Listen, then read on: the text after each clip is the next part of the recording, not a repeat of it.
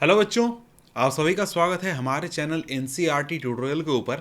और यहाँ पर इस वीडियो में हम लोग पढ़ रहे हैं क्लास 8 हिस्ट्री के चैप्टर नंबर 4 को, जिसका नाम है tribals, dikus and the vision of a golden age. तो यहाँ पर ये जो चैप्टर है ना, इस चैप्टर में हमें क्या पढ़ना है? हमें पढ़ना है कि जो ब्रिटिशर्स का रूल था और जो आउटसाइडर्स थे उनका क्या इम्पैक्ट पड़ा, जो ट्राइबल लोग थे, जो ट्राइब्स में रहते थे, उनके ऊपर। तो यहां पर हम एक तरीके से कहानी देखेंगे, इम्पैक्ट देखेंगे, ट्राइबल्स के लाइव्स को देखेंगे कि वो कैसे जीते थे, और साथ में हम भगवान बिरसा मुंडा के बारे में भी पढ़ने वाले हैं। तो इससे पहले जो 1, 2 और 3 चैप्टर्स हैं, उन तीनों को हमने अच्छी तरीके से पढ़ लिया है। और साथ में इस चैप्टर का हमारा डिजिटल बोर्ड से भी हमारा वीडियो बन चुका है, वो भी चैनल पर अवेलेबल है। आपको जो वीडियो है उसका लिंक यहाँ पर आई बटन में मिल जाएगा, या फिर डिस्क्रिप्शन में सारे वीडियोस के लिंक मिल जाएंगे। आप सारे चैप्टर्स पढ़ सकते हैं। और साथ में अगर आप वीडियो को जल्दी खत्म करना चाहते हैं तो 1.25x पर देख सकते हैं, या फिर और भी जल्दी चाहते हैं तो 1.5x पर करके भी वीडियो को देख सकते हैं। तो हम शुरू करते हैं अपना चैप्टर। तो यहां पर चैप्टर में सबसे पहले इंट्रोड्यूस आपको कराया गया है बिरसा मुंडा से। बिरसा मुंडा के बारे में कुछ बातें बताई गई है। यहां पर बताया जा रहा है कि 1895 में एक व्यक्ति जिसका नाम क्या था, जिसका नाम था बिरसा, वो क्या कर रहा था? वो झारखंड के छोटा नागपुर के जो इलाके थे, वहां पर जो गांव थे, वहां पर ये व्यक्ति घूम रहा था। और यहां पर लोग जो थे, इनको क्या मानते थे? मानते थे कि इनके पास मिरेकुलस पावर है, जादुई ताकत है, और ये सारी बीमारियों को ठीक कर सकता है, और साथ में अनाज को बढ़ा सकता है, खेती को भी बढ़ा सकता है। और साथ में जो बिरसा थे वो भी खुद को कहते थे कि भाई भगवान ने मुझे अपॉइंट किया है, अब भगवान ने मुझे यहाँ पर भेजा है ताकि मैं लोगों को उनकी तकलीफों से छुटकारा दिला सकूं, और साथ में जो लोग हैं उनको मैं, जो डिकूज हैं, उनकी गुलामी से आज़ाद कर सकूं। तो सबसे पहले समझते हैं कि ये डिकू शब्द का मतलब क्या होता है। डिकू शब्द का मतलब है आउटसाइडर। जैसे यहां पर हम ट्राइबल्स की बात कर रहे हैं, तो ट्राइबल सोसाइटी के लोग जो हैं, उनके लिए बाहर की दुनिया में जितने भी लोग हैं, जैसे कोई राजा है, महाराजा है, नॉर्मल कोई व्यापारी है, या फिर जो अंग्रेज हैं, वो सारे लोग क्या हैं?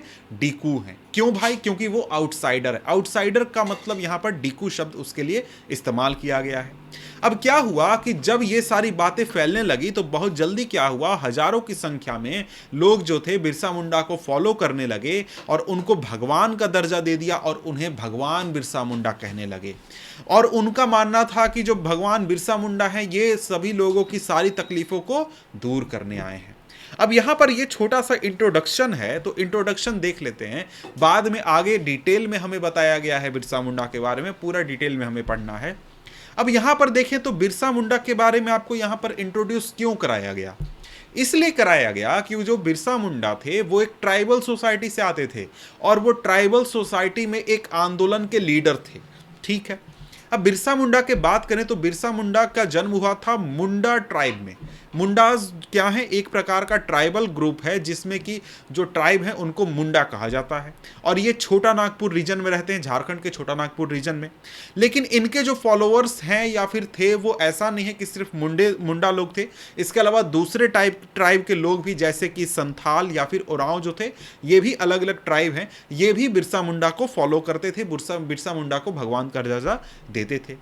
अब यहां पर प्रॉब्लम क्या था? मेन मुद्दा क्या था? मेन मुद्दा यह था कि भाई जितने भी आपके ट्राइब्स के लोग थे, जितने भी अलग अलग ट्राइब थे जो कि इंडिया के अलग अलग इलाके में, देखिए यहां पर आपको एग्जाम्पल दिखाया जा रहा है। एग्जाम्पल के जरिए आपको समझना है कि इंडिया के सभी इलाकों में जो ट्राइब थे, उन सभी लोगों की क्या स्थिति थी, क्या परेशानियां थी। तो यहां पर यही कहा जा रहा है कि जितने भी ट्राइब्स थे, सभी लोग एक तरीके से खुश नहीं थे, परेशान थे। किसकी वजह से? अंग्रेजों की वजह से, कि जो ब्रिटिशर्स का रूल था उसकी वजह से उनके लाइफ में जो चेंजेस हो रहे थे, उनको जो तकलीफें हो रही थी, इन सभी से ये सारे ट्राइब के लोग परेशान थे। उनका जो जीने का तरीका था वो अब उनसे छीना जा रहा था, उसमें काफ़ी बदलाव हो रहे थे, और उनका जो धर्म था, जो उनका लाइवलीहुड था, पूरा सिस्टम था, पूरा सोशल स्ट्रक्चर था, वो अब खतरे में उनको नज़र आ रहा था। अब यहां पर हमें इस चैप्टर में मेनली फोकस किन चीजों पर करना है, शॉर्ट में यहां पर समझाया गया है। यहां पर आपको सबसे पहले समझना है कि जो बिरसा मुंडा थे वो किन परेशानियों को सॉल्व करने निकले थे, और ये डिकूज थे कौन और इनसे परेशानी क्या थी, और इसके साथ ही जो ब्रिटिशर्स थे इनके शासन के काल के दौरान जो ट्राइबल लोग थे उनके जीवन पर क्या इंपैक्ट पड़ा, और साथ में उनका जीवन कैसे बदला अंग्रेजों की वजह से। ये सारी बातें हम यहां पर इस चैप्टर में पढ़ेंगे।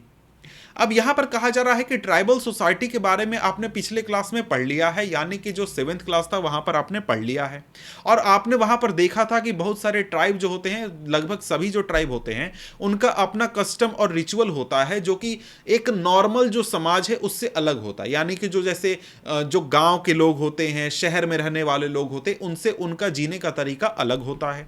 और ये जो सोसाइटी है इनमें सोशल डिवीजन देखने को नहीं मिलता है, कास्ट सिस्टम देखने को नहीं मिलता है। यहां पर एक ट्राइब के सभी लोग एक बराबर होते हैं, सभी को भाई का दर्जा दिया जाता है। लेकिन ऐसा नहीं था कि ट्राइब्स में भी कोई सोशल और इकोनॉमिक डिफरेंसेस नहीं थे, वो भी वहां पर भी होते थे, लेकिन वो जनरली नहीं होता था, कई कई जगहों पर होता था।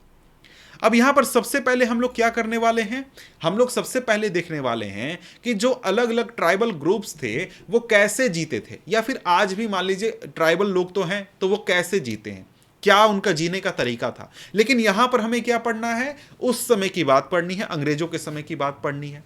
तो यहां पर कहता है कि 19वीं सेंचुरी तक जो ट्राइबल लोग थे वो अलग अलग तरीके से इंडिया के अलग अलग इलाके में जीते थे और वो अलग अलग काम करते थे। तो यहां पर आपको 4 प्रकार की जिंदगी बताई गई है ट्राइबल्स की। पहला तो ये है कि जो ट्राइबल्स थे वो झूम खेती किया करते थे। कुछ ट्राइबल लोग ऐसे थे, कुछ ट्राइबल ग्रुप ऐसे थे जो कि झूम खेती करते थे, जिसको कि शिफ्टिंग कल्टीवेशन भी कहते हैं। ये करके अपनी जीविका चलाते थे और ऐसे ही जिंदगी जीते थे। इसके अलावा कुछ जो आपके ट्राइबल ग्रुप्स थे वो हंटिंग और गैदरिंग क्या काम किया करते थे। हंटिंग गैदरिंग क्या होता है आपको पता होगा, जानवरों का शिकार करना और साथ में जो फॉरेस्ट प्रोडक्ट है उसको गैदर करना। इसके बाद बात करें तो कुछ आपके ऐसे ट्राइबल ग्रुप थे जो कि जानवरों को चराते थे, और इसके साथ ही कुछ ऐसे ट्राइबल ग्रुप थे जो कि घर बनाकर, गांव बसाकर वो अपने गांव के आसपास की जमीन को खेती करते थे। तो 4 प्रकार की जिंदगी के बारे में यहां पर हम लोग पढ़ने वाले हैं जो कि ट्राइबल कम्युनिटी के लोग जीते थे। अब यहां पर सबसे पहले बात करें तो झूम कल्टीवेटर्स की बात हो रही है, झूम खेती करने वाले ट्राइबल्स की बात हो रही है। तो यहां पर यह कैसे होता था झूम खेती, यह पहले आपको समझाया गया है। यहां पर कहा जा रहा है कि यहां पर क्या होता था कि छोटा सा जमीन का टुकड़ा लिया जाता था। वहां पर यह जमीन का टुकड़ा कहां पर लिया जाता था, जंगलों में लिया जाता था। ऐसा नहीं था कि जहां पर फील्ड है वहां पर नहीं, ये जंगलों में घूमते रहते थे। वहां पर एक छोटे से जमीन के टुकड़े को क्या करते थे, वहां पर उस जो ट्रीज होते थे, ट्री के ऊपर की जो झाड़ियां होती थी उनको काट दिया जाता था, और ताकि सनलाइट नीचे तक पहुंच सके। और वहां पर जो लकड़ियां वगैरह होती थी, झाड़ियां होती थी, उसको जला दिया जाता था, और उसके साथ ही जमीन को उसी जलाने से साफ जमीन हो जाती थी। और यहां पर जो राख निकलता था उसको फैला दिया जाता था जहां पर भी खेती करनी है, और उस राख में क्या होता था, पोटाश, जिससे कि सॉइल की फर्टिलिटी बढ़ जाती थी। और यहां पर इसके साथ ही वो एक्स का यानी कि कुल्हाड़ी का इस्तेमाल करते थे ट्रीज को काटने में, और इसके अलावा हो का इस्तेमाल करते थे सॉइल को प्रिपेयर करने में, खेती के लिए प्रिपेयर करने में। वो यहाँ पर किसी भी तरीके से प्लाव वगैरह का इस्तेमाल नहीं करते थे, बीज को बुनते नहीं थे इस तरीके से, सिंपली क्या करते थे, बीज को छींट देते थे, फेंक देते थे सभी तरफ। और क्या होता था, यहां पर जो क्रॉप है वो अपने आप उगता था, नेचुरल सनलाइट से, नेचुरल वाटर से वो खेती अपने आप होती थी। और जब क्रॉप वहां पर रेडी हो जाता था उसको हार्वेस्ट कर लिया जाता था, और उसके बाद वो किसी दूसरे जमीन पर अगले सीजन में खेती करने के लिए चले जाते थे। और यहां पर क्या होता था कि जहां पर खेती किया गया, जब उसको छोड़ा गया तो उसको 2-3 साल जितना भी समय हो उस समय के लिए वो छोड़ देते थे, वहां पर खेती वो दोबारा नहीं करते थे, कुछ समय बाद वो खेती करते थे। अब यहां पर शब्द है फैलो। फैलो का मतलब क्या है ये जरा सा समझते हैं। फैलो का मतलब होता है a field left uncultivated for a while so that the soil recovers fertility. समझ गए, कोई भी जमीन जब उसको छोड़ दिया गया है कुछ समय के लिए, वहां पर खेती नहीं की जा रही है, ताकि वहां पे जो जमीन है उसकी जो उर्वरक शक्ति है, फर्टिलिटी है, वो वापस आ जाए, तो वो जमीन क्या होती है, फैलो लैंड होती है। ठीक है, अब यहां पर आगे कहा जा रहा है कि शिफ्टिंग कल्टीवेटर जो थे वो कहां पाए जाते थे। ये आपको पाए जाते थे नॉर्थ ईस्ट रीजन के हिली और फॉरेस्टेड इलाके में, साथ ही सेंट्रल इंडिया में। और ये जो ट्राइबल लोग थे, इनका जो एक लाइफ था वो किस चीज के ऊपर डिपेंडेंट था? जंगल के ऊपर डिपेंडेंट था। और जंगल में इनको ये जो आजादी थी कि ये कहीं भी जा सकते हैं, कहीं भी खेती कर सकते हैं, ये आजादी भी इनको बहुत इंपॉर्टेंट थी ताकि ये अपनी हिसाब से जिंदगी जी सके। तो ये एक उनके लिए बहुत इंपॉर्टेंट था ताकि ये शिफ्टिंग कल्टीवेशन कर सके। तो एक लाइफ स्टाइल तो हमने देख लिया। अब दूसरा है यहां पर हंटिंग और गैदरिंग का, कि कुछ आपके ट्राइबल ग्रुप ऐसे थे जो कि हंटिंग गैदरिंग का काम किया करते थे। अब यहां पर हंटिंग एनिमल्स मतलब कि जानवरों का शिकार करना, गैदरिंग मतलब में क्या? फॉरेस्ट प्रोडक्ट, मतलब कि जो पेड़ हो गए, पेड़ के कुछ बीज वगैरह हो गए या फल हो गए, इस तरीके की जो भी चीजें जंगलों में मिलती थी उसकी गैदरिंग ये लोग करते थे। इन लोगों के लिए फॉरेस्ट क्या था? बहुत एसेंशियल था सर्वाइवल के लिए। फॉरेस्ट के बिना ये सर्वाइव नहीं कर सकते थे। और इसी तरीके से एग्जाम्पल एक दिया गया है खोंड। खोंड एक क्या है? जनजाति है, यानी कि क्या है? एक ट्राइबल ग्रुप है जो कि ओडिशा के जंगलों में रहती है। और यहां पर इनकी बात करें तो ये क्या करते थे? ये आपको जाते थे हंटिंग पे, और जाते थे अकेले नहीं, ग्रुप बनाकर जाते थे। और वहां पर हंटिंग में जो भी इनको प्राप्त होता था उसको आपस में बांट लिया जाता था। जो भी इनको मीट मिलता था उसको आपस में बांट लिया जाता था। इसके अलावा ये लोग फ्रूट भी खाते थे, रूट भी, जो आपको कंदमूल वगैरह होता है ना, कि जो पेड़ पौधों के जो जड़ होते हैं उसको भी खाते थे। और ये आपको कहां से मिलते थे? जंगलों से इनके द्वारा कलेक्ट किया जाता था। अब यहां पर इसको जो भी खाना इनको पकाना होता था, उस खाने को पकाने के लिए ये साल का सीड और महुआ का सीड से क्या करते थे? ऑयल निकालते थे और उसी में खाना पकाते थे। ठीक है। और इसके अलावा ये बहुत सारे फॉरेस्ट श्रब और हर्ब्स का इस्तेमाल करते थे मेडिसिनल पर्पस के लिए, और फॉरेस्ट प्रोड्यूस को ये बेचते भी थे बाहर के लोकल मार्केट में, आसपास जो भी लोकल मार्केट हो उसमें। और जो यहां पर जो लोकल वीवर्स थे और जो लेदर वर्कर्स थे वो खोंड के पास जाते थे, खोंड जनजाति के लोगों के पास पहुंचते थे। किस लिए? जब उनको कुसुम और प्लास जैसे पौधों की जरूरत होती थी, फूल की जरूरत होती थी, ताकि वो अपने क्लॉथ और लेदर को रंग कर सके। तो मतलब ये देखिए, ये जो ट्राइबल लोग हैं ये तो अपनी जिंदगी जीते थे जंगलों में, लेकिन ऐसा नहीं था कि इनको बाहर से कोई इंटरेक्शन नहीं था। बाहर से इंटरेक्शन था इनका, बाहर ये सामान बेचते थे और अपने जरूरत की चीज बाहर से लेते भी थे। अब यहां पर आप अगर ये मैप देख रहे हैं तो मैप में देख सकते हैं कि अलग अलग इलाके में, इंडिया के अलग अलग इलाके में कौन सी कम्युनिटी रहती है, ट्राइबल कम्युनिटी, उसके बारे में यहां पर बात की गई है। तो यहां पर अगर हम लोग देखें तो यहां पर कहता है कि from where did these forest people get their supplies of rice and other grains. भाई बात है कि ये जो लोग हैं ये लोग हंटिंग गैदरिंग करते हैं, जानवरों का गैदरिंग करते हैं, फ्रूट सीड वगैरह इस तरीके की चीज़ों का। तो यहां पर जो दूसरे ग्रेन्स होते हैं, चावल दाल गेहूं, ये सारी चीज़ें इनको कहां से मिलती थी? हंटर गैदरर ट्राइबल कम्युनिटी की बात हो रही है। तो यहां पर क्या होता था? ये लोग अपना जो खाने की जो जरूरत की चीजें हैं ये बाहर से लेते थे, और इसके लिए वो क्या करते थे? सामान एक्सचेंज किया करते थे। मतलब कि जंगल के जो प्रोडक्ट इन्होंने कलेक्ट किए हैं उसको देकर बाहर से जो भी जरूरत है उसको वो लोकल मार्केट से ले लिया करते थे। और क्या होता था? कई बार ये गुड्स सामान को खरीदते भी थे। कहां से? जो इनको पैसा कमाई होता था या फिर इनके पास जो भी पैसा होता था उससे। पैसा कहां से आया? तो मैंने कहा था ना कि भाई ये जंगलों के प्रोडक्ट्स जो फॉरेस्ट प्रोड्यूस हैं उसको बाहर बेचते थे लोकल मार्केट में। तो यहां पर क्या होता था? इससे इनको कमाई होती थी और उससे ये जरूरत पड़ने पर सामान खरीद भी लेते थे। इसके अलावा इस कम्युनिटी के कुछ लोग जो थे वो क्या करते थे? अलग अलग तरीके के नौकरियां भी करते थे आसपास के गांव में, जैसे कि सामान ढोना हो गया, रोड बनाने का काम हो गया। इसके अलावा कुछ लोग आपको किसानों के खेतों में काम करते थे। इस तरीके से इनकी कुछ और आमदनी हो जाती थी। अब क्या हुआ कि आगे चलकर जो फॉरेस्ट का प्रोड्यूस है, फॉरेस्ट में जो मिलने वाली चीज है उसकी कमी होने लगी। जो ट्राइबल लोग थे उनको बाहर आकर काम खोजना पड़ा मजदूरों के रूप में। बाहर आकर ये लोग मजदूरों के रूप में काम करने लगे, जैसे कि जहाँ आपका माइंस होता है, एग्रीकल्चर फील्ड होता है, और भी जगह होते हैं, यहां पर आकर ये लोग काम करने लगे। लेकिन इनमें से बहुत सारे लोग ऐसे थे, बहुत सारे ट्राइब ऐसे थे जो, जैसे कि बैगा ट्राइब आपको है जो कि सेंट्रल इंडिया में पाई जाती है। तो यहां पर अगर हम लोग देखें तो ये जो कम्युनिटी थी इसको किसी दूसरे के लिए काम करना मंजूर नहीं था। ये जो कम्युनिटी थी ये किसी और के लिए काम करने के लिए तैयार नहीं थी। इस कम्युनिटी के लोग आपको किसी दूसरे के लिए काम करना नहीं चाहते थे। ये खुद को जंगलों के इंसान के रूप में देखते थे कि ये कहाँ रह सकते हैं, सिर्फ और सिर्फ जंगलों में रह सकते हैं, और किसी और के घर मजदूरी करना, काम करना इनके शान के खिलाफ है, इज्जत के खिलाफ है। ठीक है, अब यहां पर यही चीज आगे कहा जा रहा है। आगे क्या बात है कि भाई tribal groups often needed to buy and sell in order to able to get the goods that were not produced within the locality. ये चीज तो हमने पहले भी बात कर ली कि भाई क्या होता था, कई बार ट्राइबल ग्रुप्स को ऐसी चीजों की जरूरत होती थी जो कि उनके लोकालिटी में नहीं मिलती है। उसके लिए उनको क्या करना होता था, बाहर से सामान लेना होता था, बाहर सामान देना होता था, मतलब बाहर के मार्केट से एक्सचेंज करना होता था। और इससे क्या हुआ कि ये जो ट्राइब्स थे इनका डिपेंडेंस ट्रेडर्स और मनी लेंडर्स के ऊपर काफी ज्यादा बढ़ गया। अब ट्रेडर्स जो थे वो आते थे और क्या करते थे, वो अपने सामान को बेचते थे, और जो सामान ये बेचते थे ट्रेडर्स काफ़ी हाई प्राइसेस पर बेचते थे। और साथ में जो मनी लेंडर्स थे, यानी जो आपको उधार देने वाले लोग थे, ये लोन्स दिया करते थे इन ट्राइबल्स को ताकि ये अपने कैश की ज़रूरत को पूरा कर सके, मतलब लोन लेकर अपना खर्चा वर्चा चला सके। लेकिन ये जो लोन देने वाले लोग थे ये भी इंटरेस्ट काफ़ी ज़्यादा लिया करते थे। तो इस वजह से जो ट्राइबल्स थे और जो मार्केट था, कॉमर्स था ट्राइबल्स के लिए, वो एक तरीके से डेब्ट, कर्ज और पॉवर्टी का कारण था।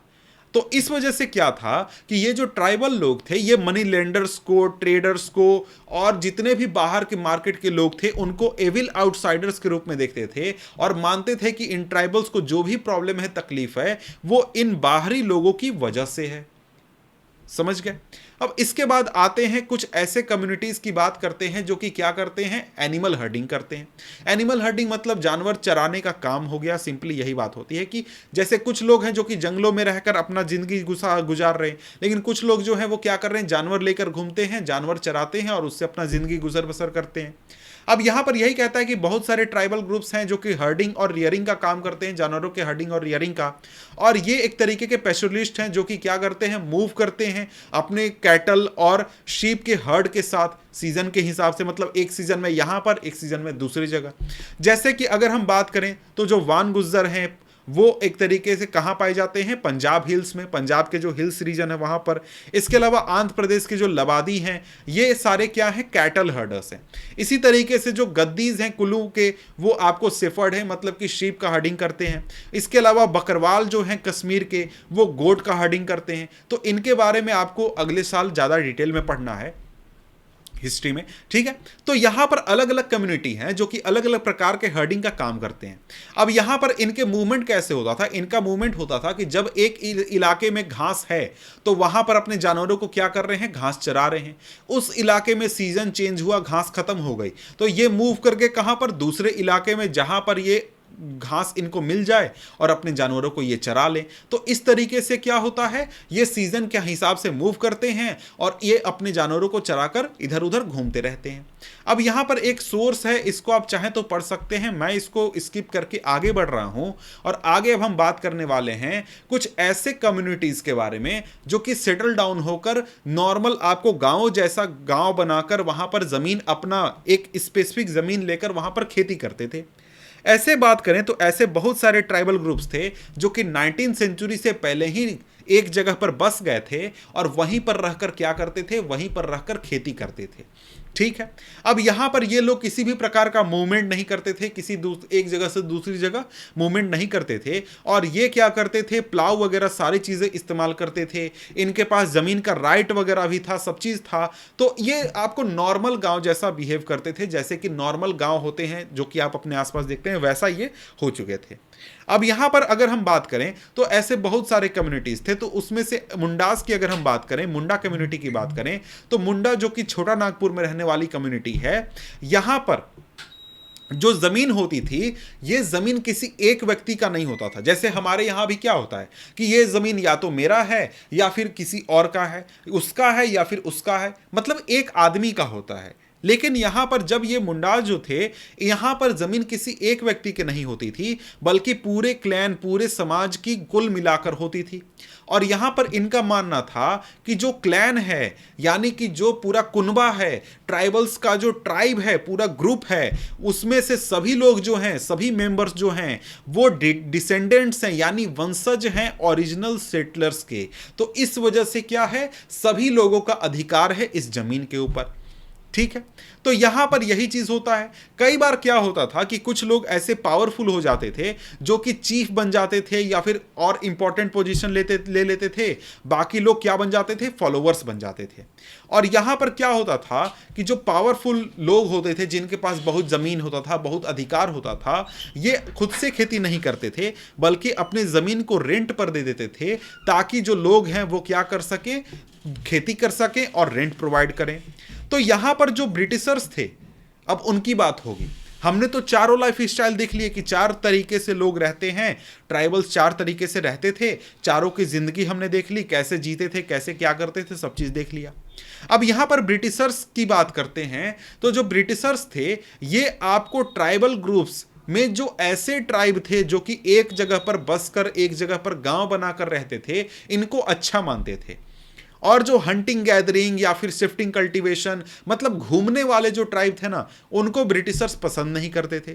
रीजन क्या था? रीजन ये था कि इनका मानना था कि जो आपके एक जगह पर बसने वाले लोग हैं, इनको कंट्रोल करना, मैनेज करना, इनसे टैक्स कलेक्ट करना आसान है, और जो घूमने वाले लोग हैं, इनको मैनेज करना, कंट्रोल करना, टैक्स कलेक्ट करना आसान नहीं है। तो इस वजह से क्या होता था, इनको ज्यादा प्रेफरेंस दिया जाता था। और अंग्रेज ये चाहते थे कि सभी के सभी ट्राइब जो हैं वो क्या करें, बस कर खेती करें और एक जगह पर बस कर ही जिंदगी जिए। इसके बाद आता है topic, how did colonial rule affect tribal lives, यानी कि जो कॉलोनियल रूल था उसकी वजह से जो ट्राइबल लोग थे उनकी जिंदगी के ऊपर क्या इंपैक्ट पड़ा। तो यहां पर सबसे पहले हम बात करने वाले हैं ट्राइबल चीफ के बारे में। तो ऊपर हमने बात किया था क्या कि ट्राइबल कम्युनिटी जो होती थी, जो कि एक तरीके से गांव में रहती थी, उनमें से कुछ लोग इतने पावरफुल हो गए थे कि वो चीफ बन गए थे, लीडर बन गए थे, पावरफुल हो गए थे। तो उनके ऊपर क्या इंपैक्ट पड़ा, ये हम सबसे पहले बात कर लेते हैं। तो अगर हम देखें तो ये जो ट्राइबल चीफ थे, ब्रिटिशर्स के आने से पहले इनके कैसी जिंदगी थी, ये जरा सा देखते हैं। तो ब्रिटिशर्स के आने से पहले इंडिया के बहुत सारे इलाके में जहां पर के ट्राइबल चीफ होते थे, वहां पर ये लोग बहुत इंपॉर्टेंट लोग हुआ करते थे, बहुत पावरफुल होते थे। इनको बहुत ज़्यादा एक तरीके से इकोनॉमिक पावर था, एडमिनिस्ट्रेशन का पावर था, अपने इलाके ये कंट्रोल किया करते थे, मैनेज किया करते थे। बहुत जगहों पर ये अपने खुद की पुलिस रखते थे, लोकल रूल्स बनाकर रखते थे, और साथ में फॉरेस्ट मैनेजमेंट करते थे, साथ में लैंड का भी रूल्स वगैरह बनाते थे। मतलब कि एक तरीके से सिंपली कहें तो राजा जैसा अपने इलाके को मैनेज करते थे, कंट्रोल करते थे, सब चीज़ करते थे। अब आगे चलकर जब ब्रिटिशर्स आ गए, ब्रिटिशर्स का कंट्रोल हो गया सारे इलाके पर, तो ब्रिटिशर्स के आने के बाद जो ट्राइबल चीफ थे उनके पावर्स भी चेंज हो गए और उनके कामकाज फंक्शंस भी चेंज हो गए। अब यहां पर इन ट्राइबल चीफ को एक तरीके से ये तो आज़ादी दी गई कि वो अपने लैंड टाइटल्स को रख सके, और साथ में जो उनका ज़मीन वगैरह है, आसपास के गांव में जो ज़मीन वगैरह है, मैनेजमेंट है, वो तो ये रख सकते थे। ज़मीन से जुड़े जो मुद्दे थे वो ये मैनेज कर सकते थे। लेकिन यहाँ पर इनका जो एडमिनिस्ट्रेटिव पावर था, यानी कि जो पुलिस वगैरह शासन करने का जो पावर था, वो इनसे छीन लिया गया। और इसके साथ ही इनको फोर्स किया गया कि ये ब्रिटिश ऑफिशियल्स के द्वारा बनाए गए कानूनों को माने, ब्रिटिश ऑफिशियल्स के पूरे सिस्टम को ये फॉलो करें। और साथ में इनको ये भी कहा गया कि इनको ब्रिटिशर्स को क्या देना होगा, ट्रिब्यूट देना होगा, टैक्स देना होगा, पैसे देने होंगे। और साथ में जो ट्राइबल ग्रुप्स हैं उनको डिसिप्लिन करके भी रखना होगा, मैनेज करके भी रखना होगा। मतलब कि लोकल मैनेजमेंट ब्रिटिशर्स के बदले में इनको यहाँ पर देखना होगा। और यहाँ पर इसकी वजह से क्या हुआ, इन लोगों की अथॉरिटी चली गई, और साथ में इनका जो रिस्पेक्ट पावर सारा जो था वो सारा चला गया अपने लोगों के बीच में। और साथ में जो इनका ट्रेडिशनल फंक्शन था एज अ चीफ, वो भी इनसे छीन लिया गया। अब इसके बाद अगर हम बढ़ें तो अगला अब हम देखने वाले हैं शिफ्टिंग कल्टीवेटर्स के बारे में, कि शिफ्टिंग कल्टीवेटर्स के लाइफ के ऊपर क्या इंपैक्ट हुआ था। अब मैंने उससे आप ऊपर आपसे कहा था कि जो ब्रिटिशर्स थे वो शिफ्टिंग कल्टीवेटर्स को लेकर काफ़ी परेशान थे या फिर अनकंफर्टेबल थे। क्यों भाई? क्योंकि उनके पास कोई फिक्स्ड होम नहीं था और ब्रिटिशर्स ये चाहते थे कि जो भी ट्राइबल लोग हैं, ट्राइबल ग्रुप हैं, वो सेटल डाउन हो जाएं और किसान बन जाए, किसान बनकर अपना ज़मीन रखें, वहाँ पर ये खेती करें। क्यों भाई? ऐसा क्यों था? ऐसा इसलिए था क्योंकि जो कोई किसान है वो अगर बस एक घर बना लेता है, घर के पास की ज़मीन के ऊपर खेती करता है, तो ऐसे लोगों को मैनेज करना, कंट्रोल करना, एडमिनिस्ट्रेशन करना काफ़ी आसान हो जाता है और यहाँ पर इनसे टैक्स वगैरह लेना सब चीज़ आसान हो जाता है। और जो लोग घूमते हैं उनको मैनेज करना, देखभाल करना, उन पर निगरानी रखना काफ़ी मुश्किल होता है। तो इसलिए ब्रिटिशर्स जो थे वो चाहते थे कि जो ट्राइबल्स हैं वो क्या करें, गांव में बस जाएं और ज़मीन के ऊपर एक ही जगह पर खेती करते रहें। तो इसलिए इन्होंने क्या किया, ब्रिटिशर्स ने लैंड सेटलमेंट इंट्रोड्यूस कर दिए। मतलब क्या? मतलब इन्होंने ज़मीन को माप दिया, हर एक जो इंडिविजुअल था, हर एक व्यक्ति था, उसके राइट्स को डिफाइन कर दिया, सरकार कितना टैक्स लेगी ये तय कर दिया, रेवेन्यू डिमांड तय कर दिया। तो इस वजह से क्या हुआ कि जो कुछ लोग थे उनको लैंड ओनर डिक्लेयर, ज़मीन का मालिक डिक्लेयर कर दिया गया, कुछ लोगों को किराएदार के रूप में डिक्लेयर कर दिया गया। तो मतलब पूरा एक सिस्टम बना दिया गया। तो यहां पर अगर हम लोग देखें तो आपने चैप्टर 2 में देखा था कि जो टेनेंट्स होते थे, जो किसान होते थे, जो किराए पर जमीन लेते थे, वो क्या करते थे, लैंड ओनर को रेंट देते थे और ये लैंड ओनर जाकर स्टेट को टैक्स दिया करते थे। मतलब जो जमींदार होते थे वो लैंड ओनर होते थे और साथ में जो किसान होते थे वो खेती करके जमींदार को टैक्स देते थे और जमींदार जाकर सरकार को टैक्स देता था। इस प्रकार का सिस्टम यहां पर भी लागू कर दिया गया।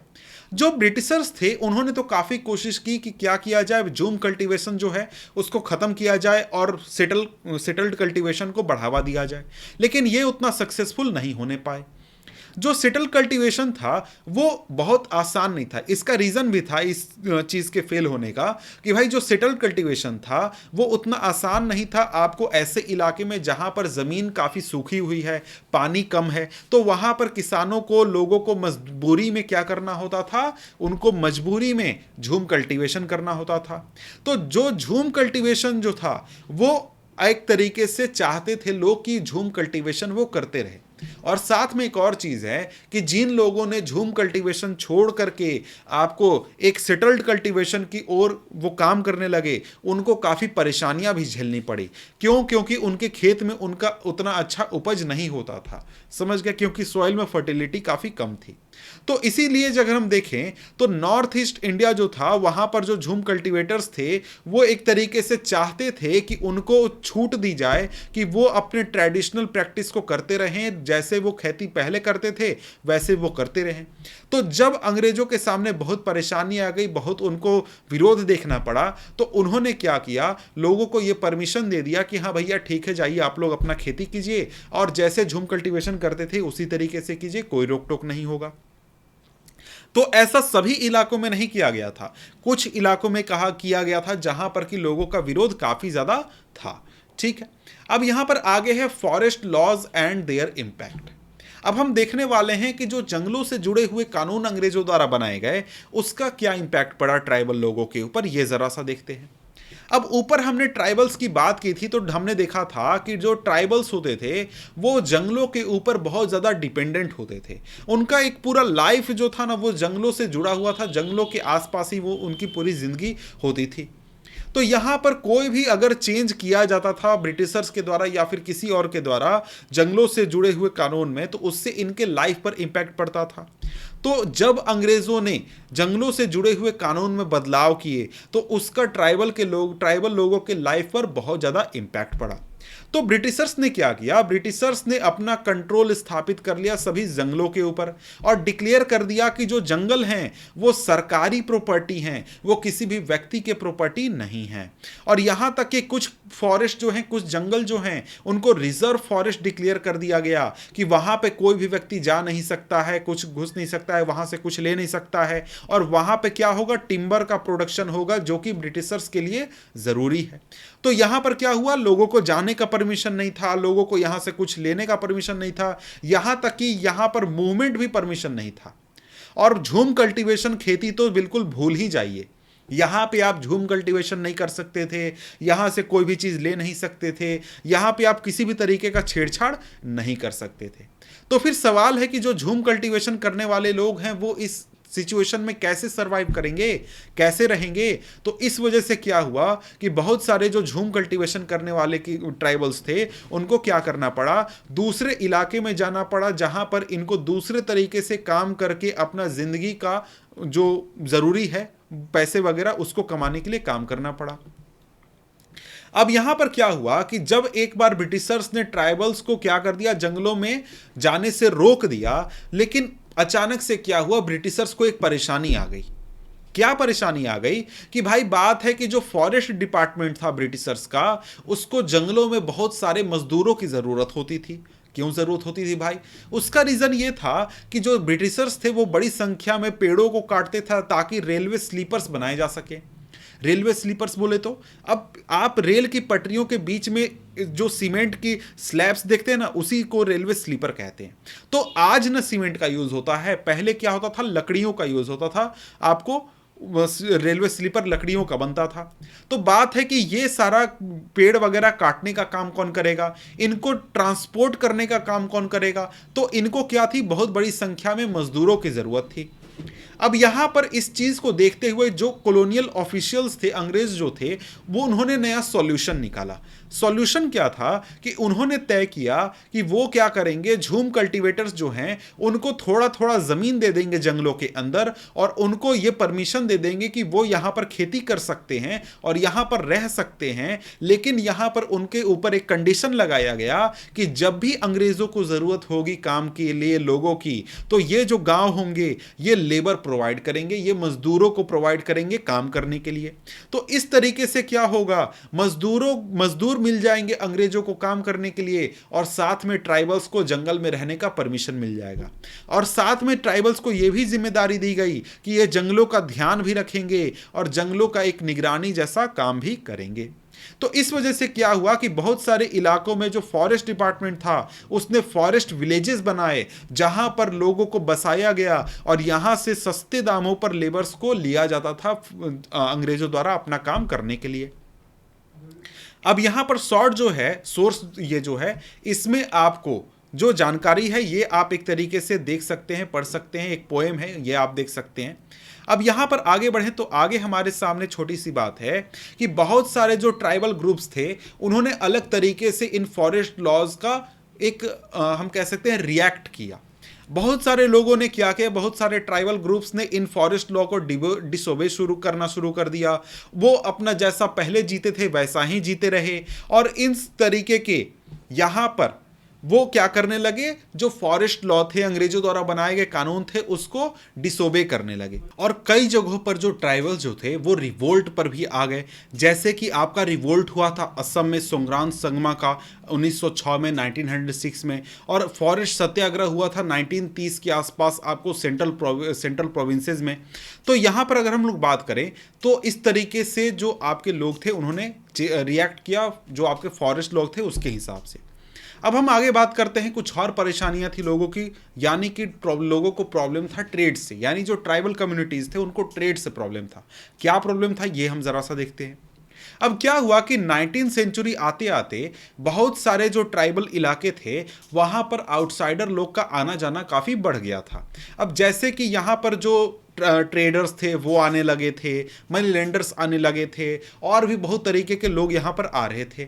जैसे कि बहुत सारे लोग आते थे जो कि फॉरेस्ट में आपको फॉरेस्ट प्रोड्यूस खरीदना चाहते थे, उसके लिए ये लोग कैश लोन देते थे, और साथ में लोगों को ये कहते थे कि भाई चलो वेतन पर काम करो। इस तरह से भी लोग आते थे।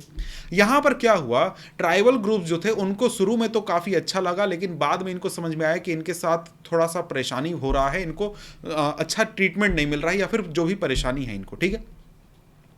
अब यहां पर एग्जाम्पल हम लोग देखने वाले हैं सिल्क ग्रोअर्स का, यानी वो लोग जो कि सिल्क की खेती करते थे उनकी बात यहां पर हो रही है, सिल्क रियरिंग जो करते थे।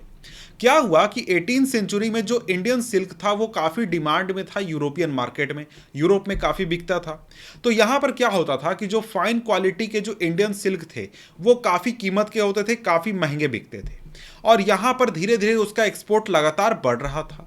जैसे जैसे मार्केट एक्सपेंड हुआ, ईस्ट इंडिया कंपनी जो थी वो हमेशा ट्राई करती थी और साथ में उसके ऑफिशियल ट्राई करते थे कि सिल्क प्रोडक्शन को बढ़ाया जाए ताकि इस डिमांड को पूरा किया जा सके।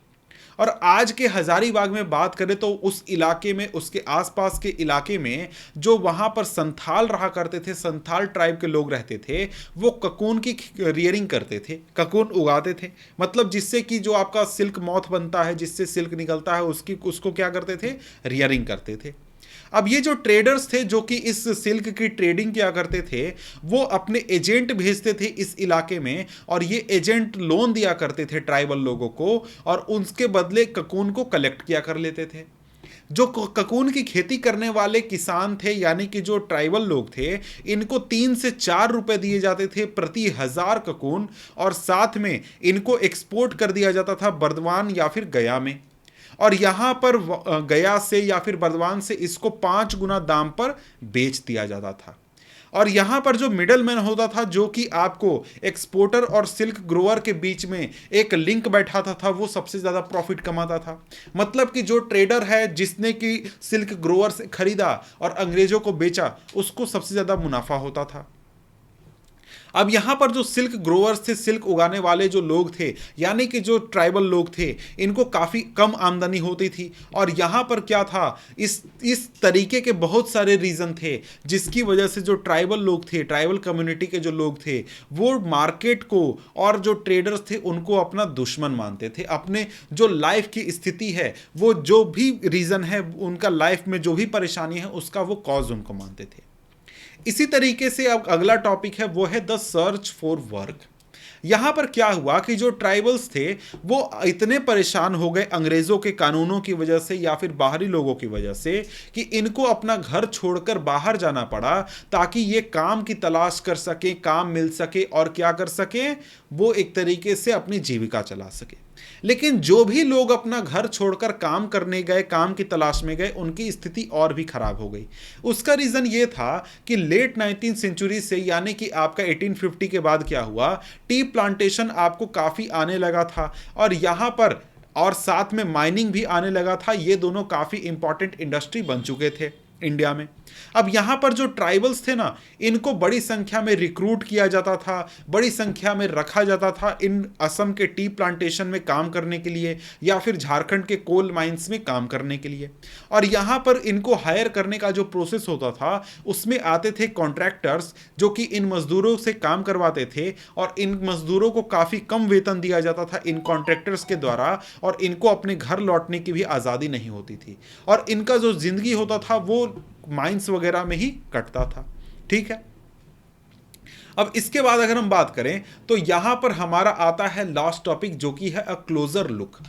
यहां पर अब हमें इस टॉपिक में आपको पढ़ना है क्या, बिरसा मुंडा के बारे में, भगवान बिरसा मुंडा के बारे में, कि उनके लाइफ में क्या क्या इवेंट हुए।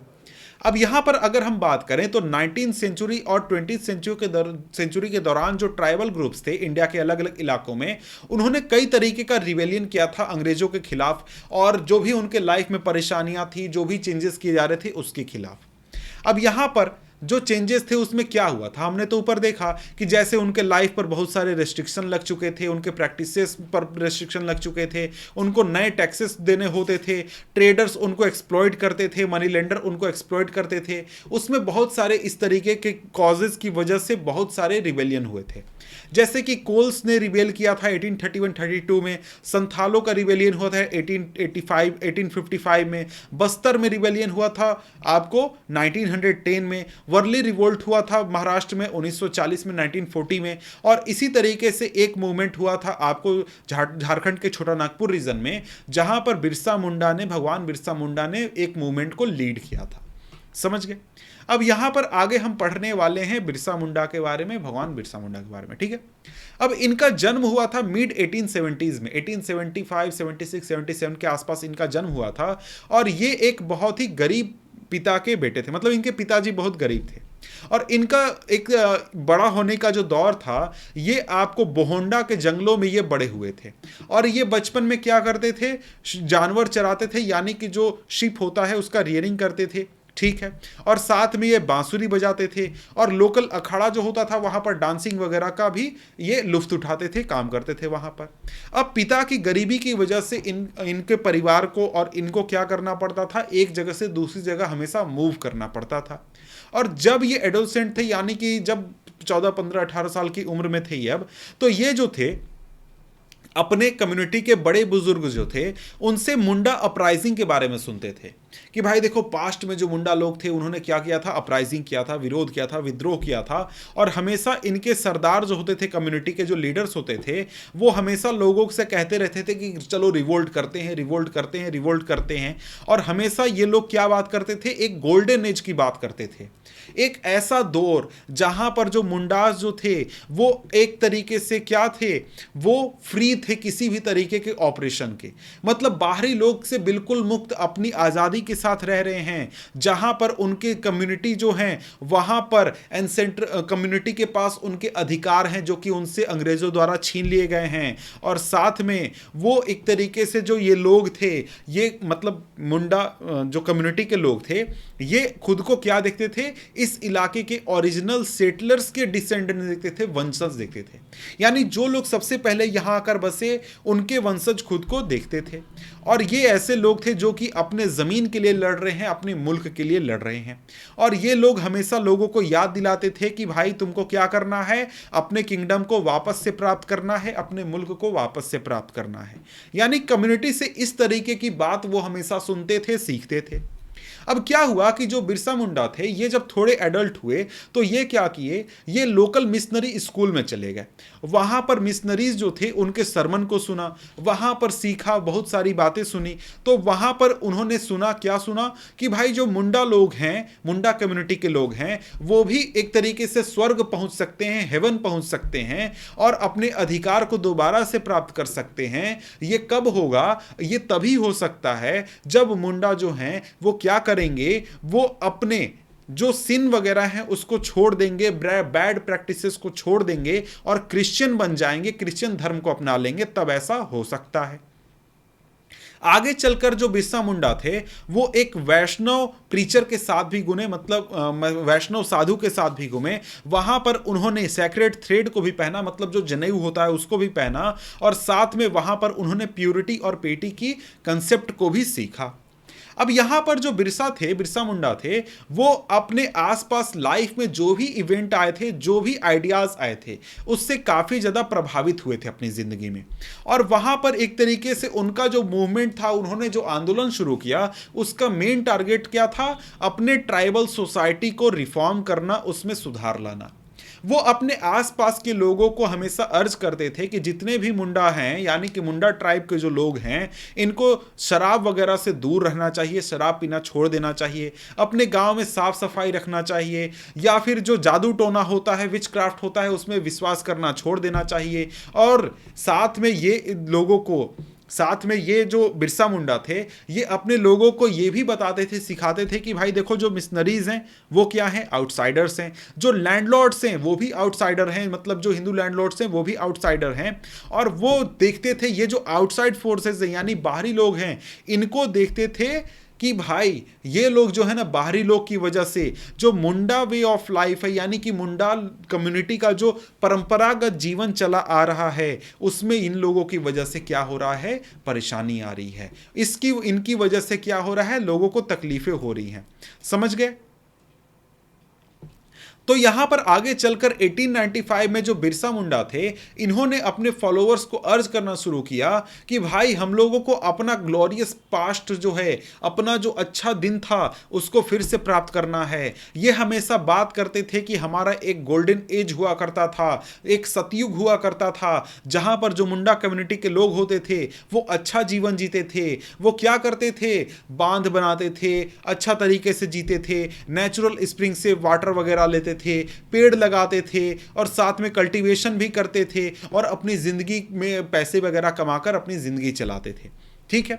और साथ में ये अपने आपस में कम्युनिटी के लोग में नहीं लड़ते थे और साथ में ईमानदारी के साथ रहते थे। और साथ में बिरसा जो थे वो चाहते थे कि इनकी कम्युनिटी के लोग जो हैं वो अपने ज़मीन पर काम करें, सेटल डाउन हो जाएं और क्या करें, खेती करें। इस तरीके से ये अपने समाज में बहुत सारे सुधार लाना चाहते थे। अब यहां पर क्या हुआ कि इन चीजों से अंग्रेजों को परेशानी नहीं थी। अंग्रेजों को परेशानी किस चीज से थी भाई? तो अंग्रेजों को परेशानी थी इनके पॉलिटिकल एम से। पॉलिटिकल एम मतलब क्या हुआ कि यहां पर ये जो बिरसा मुंडा थे, ये चाहते थे कि जितने भी मिशनरीज हैं, जितने भी मनी लेंडर्स हैं, जितने भी लैंडलॉर्ड हैं, साथ में जो गवर्नमेंट है, वो क्या करे, इन सभी को बाहर निकाल दिया जाए और साथ में क्या हो, ये मुंडा राज एक स्थापित किया जाए जहां पर मुंडा कम्युनिटी का शासन हो और जिसको बिरसा मुंडा क्या करें, लीड करें। ऐसा ये एक पॉलिटिकल सिस्टम इस्टेब्लिश करना चाहते थे। अब यहां पर क्या हुआ, इनका जो मूवमेंट था, ये जब भी बात करते थे, ये जो मूवमेंट चला रहे थे, उसमें ये सारे जो फोर्सेस थे, आउटसाइडर फोर्सेस जो थे, इनको मुंडा जो कम्युनिटी थी उनके मिजरी और उनके सफरिंग का कारण माना जाता था, इनके द्वारा और इनके लोगों के द्वारा। अब यहां पर इनका यह भी मानना था कि जो अंग्रेजों के द्वारा बनाई गई लैंड पॉलिसी है, उसकी वजह से मुंडाओं का जो ट्रेडिशनल लैंड सिस्टम है वो काफी प्रभावित हो रहा है, काफी एक तरीके से हैम्पर हो रहा है। और साथ में जो लैंडलॉर्ड हैं, जो कि बाहरी लैंडलॉर्ड हैं और जो मनी लेंडर्स हैं, ये इनके जमीन के ऊपर कब्जा कर रहे हैं और जो मिशनरीज हैं, ये इनके ट्रेडिशनल कल्चर को क्रिटिसाइज कर रहे हैं, उसको बुरा भला बता रहे हैं। तो यहां पर क्या हुआ, इस तरीके से आगे चलकर जब ये मूवमेंट काफी फैल गया तो ब्रिटिश ऑफिशियल्स ने बिरसा मुंडा को एक अरेस्ट कर लिया और इनको सजा सुनाई गई राइटिंग के केस में और इनको 2 साल के लिए जेल में डाल दिया गया। अब आगे चलकर 2 साल बाद 1897 में जब इनको जेल से छुटकारा मिला, जेल से भी जब ये आज़ाद हुए, तो ये गांव गांव घूमने लगे, सपोर्ट जुटाने लगे और इन्होंने जो ट्रेडिशनल सिंबल्स थे उनका यूज़ किया, जैसे कि ट्रेडिशनल तीर धनुष वगैरह जो होते हैं उस तरीके के सिंबल का यूज़ किया, ट्रेडिशनल लैंग्वेज का यूज़ करके लोगों को जगाने की कोशिश की और इन्होंने लोगों से अर्ज किया कि हमें क्या करना है, हमारे दुश्मन जो है यानी जो रावण है उसको ख़त्म करना है, यानी कि जो डिकूज हैं और जो यूरोपियंस हैं, डिकू मतलब बाहरी, यूरोपियन तो आप जान ही रहे हैं, इनको बाहर निकाल देना है और हमें ऐसा किंगडम सेटअप करना है जहां पर क्या होगा, सारे जो मुंडाज होंगे वो एक अच्छा जीवन जिएंगे और इनको लीड बिरसा मुंडा के द्वारा किया जाएगा। अब जो बिरसा मुंडा के फॉलोअर्स थे उन्होंने डिकुओं के जितने भी सिंबल थे उनको अटैक करना शुरू कर दिया, यूरोपियन पावर के सिंबल को अटैक करना शुरू कर दिया। जो बिरसा मुंडा के सपोर्टर्स थे, फॉलोअर्स थे, इन्होंने पॉलिटिकल पुलिस स्टेशन पर अटैक किया, चर्चेस पर अटैक किया, मनी लेंडर्स के प्रॉपर्टी पर अटैक किया, जमींदारों पर अटैक किया और साथ में इन्होंने अपना वाइट झंडा फहराया जो कि बिरसा राज का सिंबल था। आगे चलकर 1900 में बिरसा मुंडा की मौत हो जाती है कलरा की वजह से और ये पूरा मूवमेंट जो है ये समाप्त हो जाता है, खत्म हो जाता है। लेकिन ये जो मूवमेंट था ये काफ़ी सिग्निफिकेंट था और ये 2 तरीके से सिग्निफिकेंट था। पहला तो ये था कि इसकी वजह से जो कॉलोनियल गवर्नमेंट थी, जो अंग्रेजों की सरकार थी, उसको कई सारे नए कानून बनाने पड़े, जिसकी वजह से जो आपके ट्राइबल्स हैं उनके ज़मीन पर या फिर उनके जो राइट्स हैं वो डिकुओं के द्वारा, बाहरी लोगों के द्वारा उतनी आसानी से ना छीने जाए, यानी कि ट्राइबल्स के राइट को प्रोटेक्ट करने के लिए अंग्रेजों ने कानून बनाए। दूसरा ये कि ये एक तरीके से ये जो पूरा मूवमेंट हुआ ये एक तरीके से ये दिखाता है कि जो ट्राइबल लोग हैं उनके अंदर कैपेसिटी है कि वो इनजस्टिस के खिलाफ प्रोटेस्ट कर सकते हैं, अपने एंगर को एक्सप्रेस कर सकते हैं कॉलोनियल रूल के खिलाफ, और ये अपने तरीके से कर सकते हैं, अपने सिंबल, अपने स्ट्रगल, अपने रिचुअल के हिसाब से कर सकते हैं और इस तरीके से ये लोग जिंदगी जी सकते हैं। अब यहां पर आगे एल्सवेयर छोटी सी जानकारी है, कहीं और के बारे में आप चाहें तो इसको पढ़ सकते हैं। वैसे ये चैप्टर हमारा समाप्त हो चुका है, तो आप इस चैप्टर को अगर डिजिटल बोर्ड से पढ़ना चाहते हैं तो लिंक आपको नीचे डिस्क्रिप्शन में मिल जाएगा और नेक्स्ट चैप्टर के वीडियो का भी लिंक आपको नीचे डिस्क्रिप्शन में मिल जाएगा या फिर यहां पर वीडियो में चेक कर लीजिएगा तो आपको मिल जाएगा। ठीक है, तो यहां पर ये हमारा चैप्टर समाप्त होता है। मिलते हैं हम आपसे अगले वीडियो में अगले चैप्टर के साथ, तब तक के लिए गुड बाय।